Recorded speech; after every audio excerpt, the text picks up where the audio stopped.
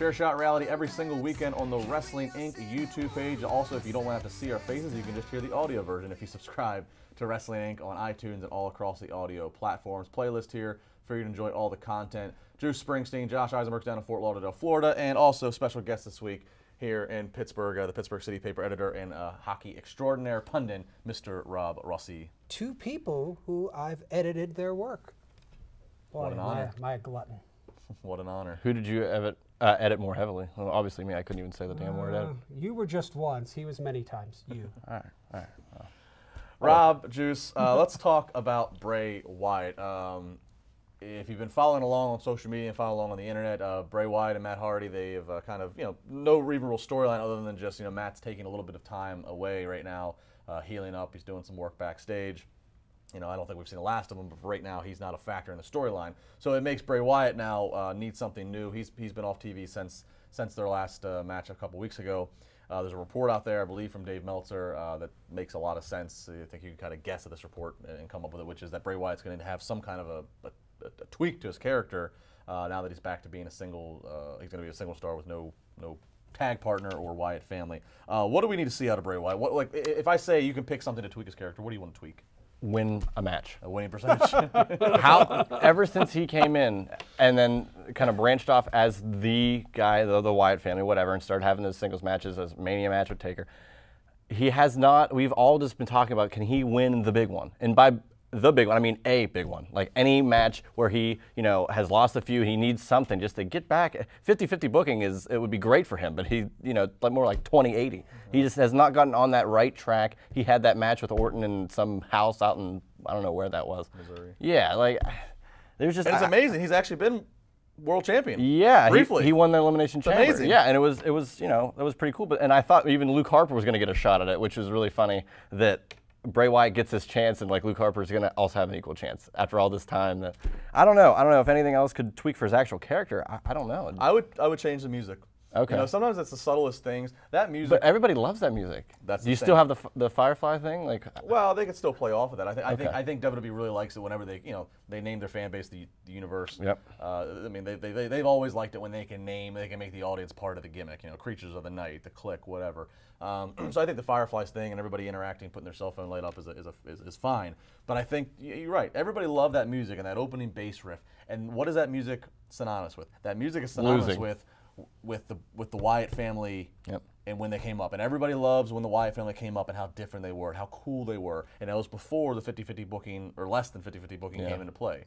If they're not going to put the Wyatt family back together, if Bray truly is going to be riding solo moving forward, and they want to tweak his character, whether it's heel or face, get him some new music so it defines a new era in his career. Because as long as he's still coming out with the lantern and that same music and the same general appearance, I don't see him changing his appearance up. It's always going to be, well, it's the Wyatt family leader without his family. Still going to be Bray Wyatt, though, right? This is just going to be a minor I don't think tweak. there's a name change. I don't think there's going to be maybe. What about Do you need him to be a face or a heel, though? Did that determine what I would anything? do, I think the fans are going to like him regardless. I'd lose the music. Okay. I'd have him I wouldn't even have an entrance. I'd have the lights go off. He shows up somewhere. Undertaker. I'd have him be indiscriminate about who he attacks. I'd turn him into a savage. I would turn him into one of these people that shows up and just destroys. Doesn't even give an explanation for it. Just destroys. Make him. It sounds like he'd be more supernatural than he was perceived at the beginning. That, he to just me, kind is of what attacks at random. And that's what the mystique was when he first came in. Was who is this guy? You don't know what his agenda is. He doesn't. And this time, instead of having him explain stuff, let him do this for a month before we even hear from him. And you don't have. Then who I would have him attack. Once you get people really confused, I'd have him show up against somebody who is getting a good response. Maybe that's where you have a guy like Elias and have him show up and just level this guy, and then we get to see Bray Wyatt wrestle. And you don't have to worry about having him have a background crew of people that could maybe are more popular than he is or anything. You always just stick with Bray Wyatt, stick with this, and if you want to tweak it, you got to stick with it. You got to go with what you're trying to push here. I let him be a babyface because I think people so badly have wanted to. And there's always room for being a heel too. So starting out as a face is easier. Isn't that part of the babyface appeal? I get where you're coming from. Right, but I think just to redefine and set a whole new tone, I think change it up. I like to see him as a babyface because my thought is I think that people want him. It's not like it's a Jinder Mahal situation where there's a lot of backlash against whether or not this guy's legitimate and his look has drastically changed and enhanced. Like, I feel like people really want Bray Wyatt to succeed. Like you said, they hear all the hocus pocus riddles and they want the follow through in the matches, or the outcome. It's not that he puts. What if you ran him through the gamut of bad gimmicks? Like seriously, started him with the B team, then put him in a bunch of different things that didn't work, so he had to find himself again. No. At that point, he might as well just be doing yoga with Jinder Mahal.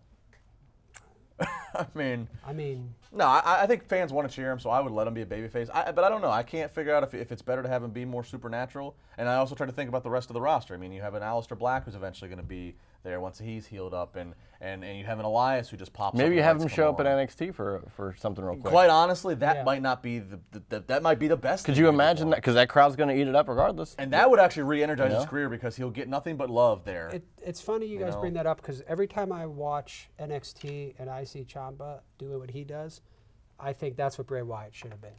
Should have been a guy that no music, just calculated, menacing.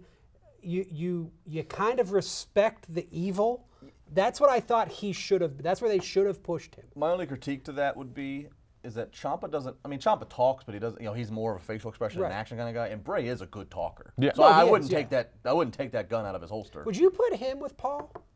Bray Wyatt with Paul Heyman? Because I know everybody says you need to put Paul, or everybody thinks you put Paul Heyman with somebody who can't be a supernatural. Paul Heyman has to be a real guy. But what if Paul Heyman's the guy that's like, look, I know how to get you to where you need to be. Your lineage, your talent, you have this. We need to get you a different look.